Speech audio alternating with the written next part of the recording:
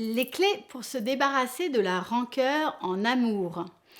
Bonjour à toutes, bonjour à tous, je suis Myriam Bidot, psychoclinicienne et thérapeute de couple. Je travaille ici à mon cabinet à Brigné près de Lyon, mais également à distance, en visio, par téléphone, à travers mes coachings et les formations que je propose sur les thématiques du couple et de la relation amoureuse. Aujourd'hui, nous abordons un sujet qui peut toucher n'importe quel couple, à savoir comment se débarrasser de la rancœur dans une relation. Vous savez, tous ces sentiments négatifs qui s'accumulent avec le temps, cette espèce de grande ardoise dans laquelle on écrit les choses les unes derrière les autres, ces sentiments négatifs qui s'accumulent avec le temps à cause des disputes, des déceptions ou des non-dits, ces sentiments qui, si on les laisse s'installer, peuvent vraiment endommager le lien, endommager la relation. Est-ce que vous avez déjà ressenti de la rancœur envers votre partenaire? Vous êtes-vous déjà demandé comment vous pourriez surmonter ces sentiments pour retrouver une relation saine et épanouie? Ou peut-être êtes-vous en train de traverser cette situation en ce moment même. Si c'est le cas, je vous invite à rester avec moi pour cette vidéo. Ensemble, nous allons regarder 3 clés essentielles pour vous aider à surmonter la rancœur et à retrouver l'harmonie dans votre couple. Alors, est-ce que vous êtes prêts pour embarquer dans ce voyage de guérison et de réconciliation? Juste avant de vous transmettre mes conseils, analyses, expériences de coach et thérapeute de couple depuis plus de 15 ans, je vous invite à mettre un pouce bleu juste en dessous de la vidéo pour m'indiquer si ce sujet vous plaît, si ce sujet vous intéresse. Ça permet à la vidéo d'avoir plus de visibilité sur YouTube et à plus de personnes de me connaître et bien sûr, pour certains d'entre eux, de pouvoir se faire accompagner et donc de pouvoir mieux se sentir dans leur relation de couple. Alors, le premier point que je souhaite aborder, c'est la notion de communication. Alors, c'est tout à fait bateau, mais pour se débarrasser de la rancœur, une communication efficace est absolument cruciale. Elle permet de dire les choses, de vider son sac, d'exprimer ses émotions plutôt que de les accumuler, mais aussi d'exprimer ses besoins, sans attaque, sans reproche, mais de chercher à résoudre les malentendus, à comprendre que l'autre n'est pas devin, qui n'est pas médium, et à instaurer vraiment quelque chose qui se passe dans la relation pour mieux comprendre ce qui se passe pour l'un et pour l'autre. Commencez par identifier vos propres émotions et besoins.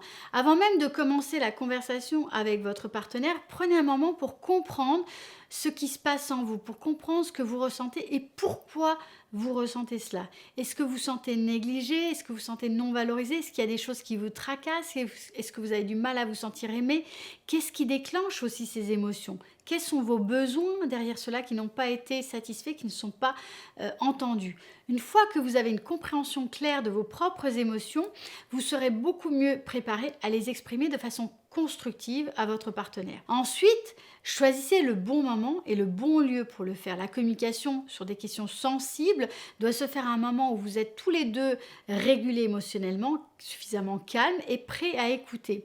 Évitez les moments de stress ou de fatigue. Choisissez un lieu qui est confortable, sans distraction, qui est relativement neutre et où vous pouvez vous concentrer l'un sur l'autre. Lors de ces conversations, utilisez le je plutôt que le tu. Par exemple, au lieu de dire « tu ne fais jamais attention à moi », dites plutôt « je me sens négligée quand tu passes beaucoup de temps au travail et moins de temps avec moi ». Cela évite de mettre le partenaire sur la défensive et permet de se concentrer sur vos propres émotions et besoins. L'écoute active est également un élément clé de la communication efficace. Cela signifie prêter toute votre attention en suspendant votre jugement à votre partenaire quand il s'exprime et montrer que vous comprenez et validez ses émotions et son point de vue.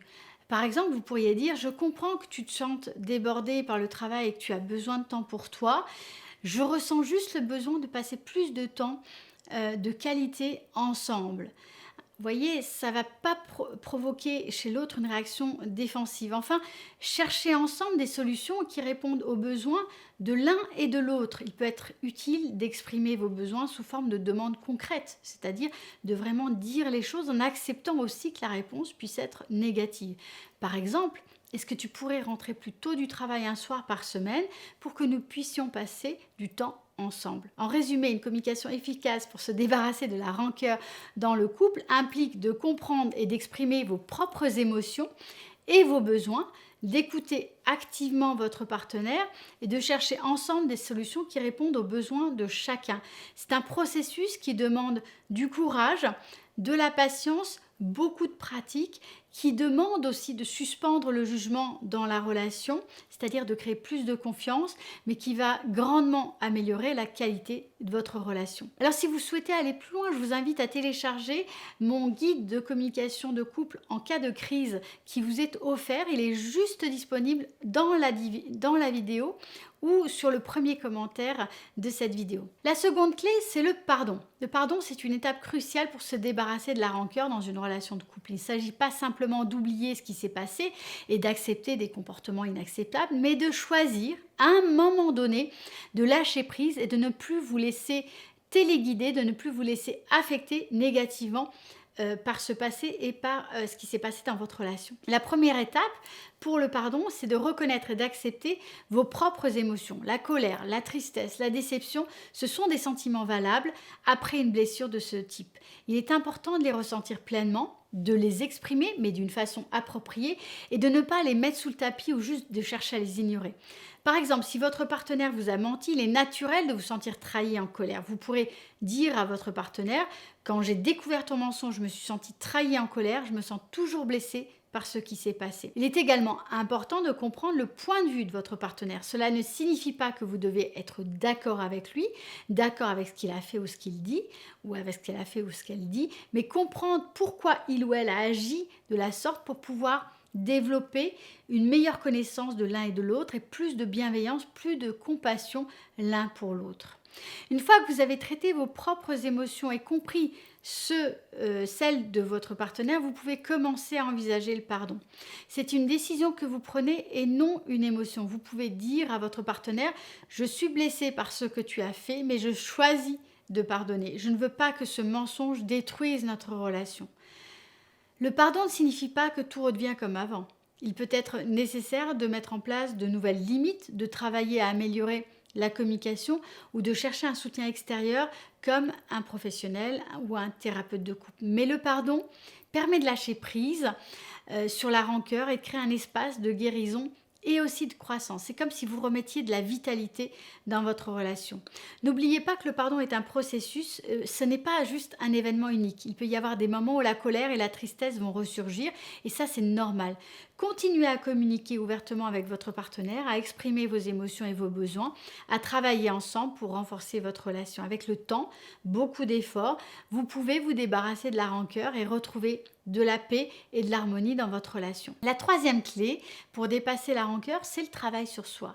Travailler sur soi, c'est en fait une part essentielle de la guérison des blessures et de la dissolution de la rancœur dans la relation de couple. Cela va nécessiter beaucoup de courage, de l'autoréflexion, de la patience et un engagement constant envers votre croissance personnelle. Le premier pas pour travailler sur soi, c'est de prendre conscience de vos propres réactions et des émotions et de ce qui se passe en vous lié à ces réactions, y compris par rapport à votre histoire passée. Souvent, la rancœur se développe lorsque nous laissons un certain nombre d'émotions négatives s'accumuler ou lorsque nous ne savons pas les exprimer ou les traiter. Ça peut être aussi quelque chose qu'on a appris lors de nos premières relations d'attachement et notamment avec nos figures parentales. Alors, je vais vous donner un exemple.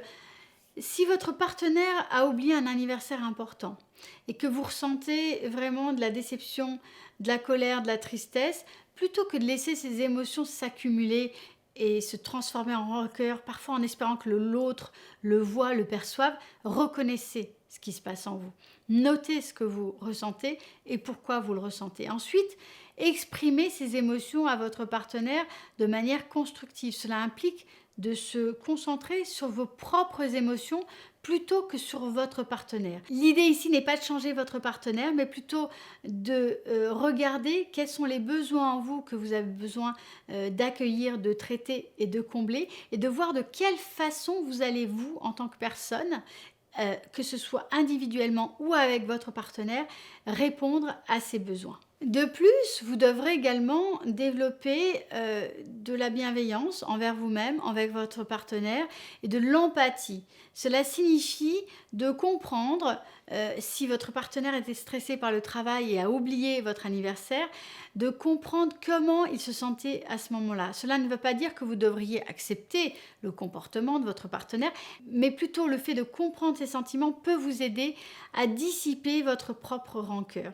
Il est également important de pratiquer le pardon vis-à-vis de vous-même. Cela peut être difficile, surtout si la blessure est profonde, mais le pardon est souvent un processus libérateur pour celui qui pardonne en premier lieu. Cela signifie que vous choisissez de lâcher prise sur toute cette affaire, que vous choisissez de lâcher prise sur votre rancœur pour votre propre paix et votre propre bien-être. Enfin, cherchez les moyens de renforcer votre estime de soi. La rancœur peut souvent provenir d'un sentiment de manque de valeur ou d'importance. Il est donc crucial de vous rappeler que vous méritez le respect et la considération. C'est à vous de soigner cela en prenant conscience de la personne que vous êtes et de vos valeurs. Travailler sur soi demande du temps et de l'effort et ça peut être tout à fait pertinent de vous faire aider par un thérapeute. Cependant, en reconnaissant, en traitant vos émotions, en communiquant ouvertement, en pratiquant l'empathie et le pardon, en renforçant votre estime de vous-même, vous allez pouvoir laisser la rancœur derrière vous et avancer vers une relation plus épanouissante. Pour conclure, se débarrasser de la rancœur dans une relation, c'est pas quelque chose de facile, c'est souvent une habitude, une façon de relationner qu'on a mise en place très tôt dans nos processus relationnels. La première étape, c'est la prise de conscience. Ensuite vient tout ce que je vous ai décrit dans cette vidéo. La communication efficace, le pardon, le travail sur soi, la façon d'adresser les émotions négatives en les mettant au cœur de la relation. Tout cela va vous permettre d'avancer et de vous libérer petit à petit de vos rancœurs et de commencer à être dans une relation beaucoup plus dynamique, beaucoup plus câblée dans le présent et beaucoup plus satisfaisante pour les deux partenaires. Pour aller un peu plus loin, je vous invite vraiment à télécharger mon guide de communication de couple en cas de crise. C'est un kit de survie qui va vous aider à mettre en place un certain nombre de choses de façon très concrète. Et puis, je vous invite également à regarder 3 vidéos sur la thématique qui vont permettre d'aller plus loin. La première, c'est comment sortir des disputes récurrentes de couple. Vous trouverez cette vidéo avec l'outil de recherche sur ma chaîne YouTube. La deuxième, c'est comment gérer les conflits conjugaux. Et la troisième, c'est comment savoir si on doit se séparer. C'est 4 clés très précises, très concrètes pour vous décider. Si vous avez aimé cette vidéo, n'oubliez pas le pouce bleu. Et puis, je vous invite vraiment à me poser toutes vos questions, m'adresser vos problématiques et éventuellement à m'encourager si vous le souhaitez en commentaire. Je lis avec grand plaisir tous vos commentaires et je réponds en général tout à fait personnellement à vos questions et commentaires. Je vous dis à très bientôt pour une prochaine vidéo.